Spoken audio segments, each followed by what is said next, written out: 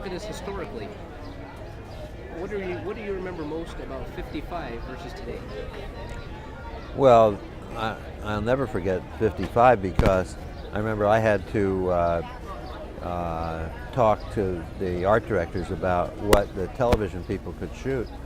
And I remember the art director for Tomorrowland, I think his name was Gabe Scagnamello, and he said, well, don't worry about anything. We'll be pouring cement.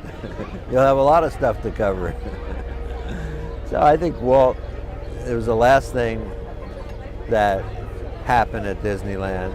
A lot of things were done just to get it open and have a land, and a lot of it went away in a year or 2 years, or certainly by 1959. Okay. How about Walt? What did Walt want Tomorrowland to be? What was Walt's true vision for Tomorrowland? Well, it was a step into the future, and it was a world on the move.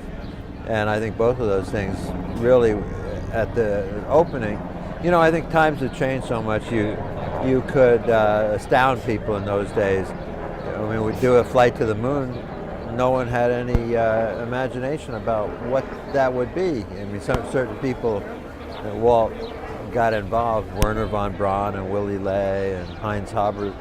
They, of course, had been working on that, but still, for the public, it was science fiction.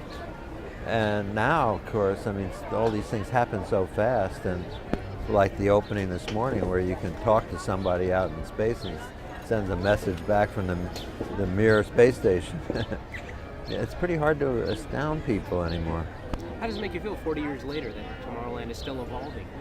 Well, that's great. I think in fact, this is the third opening that I've been at for Tomorrowland, the other one being in 1967 when we redid the land.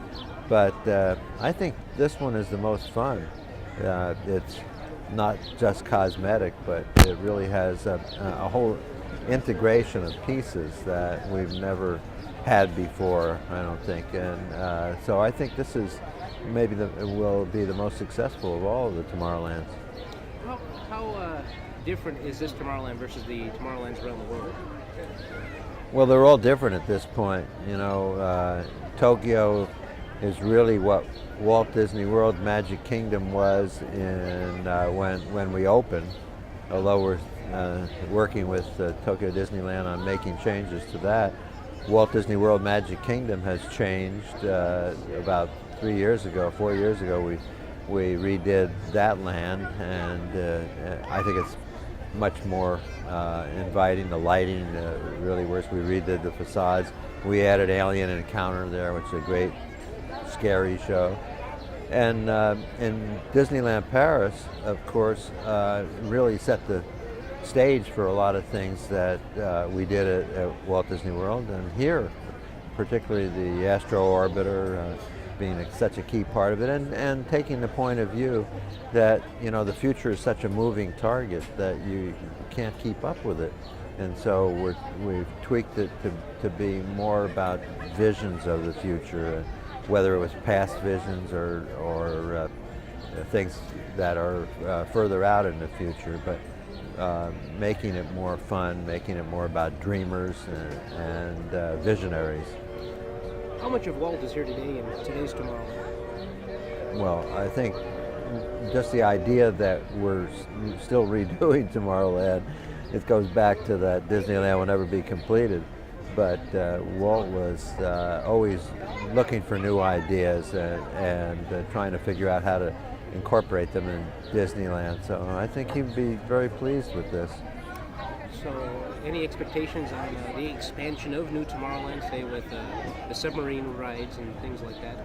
Well, we've got a lot of ideas for Disneyland, including we think we can do a lot more with the submarine voyage, and we're working on some ideas for that. But you know, we always are playing with different ideas for Disneyland and for all the parks.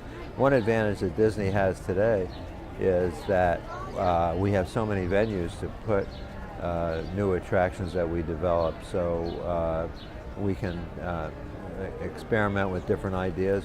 We can be working on something for Disneyland Paris and say, wow, that would work in Disneyland, and vice versa. So I think you'll see some interesting ideas for the future too. Hey, that's it. What do you think? That's great stuff.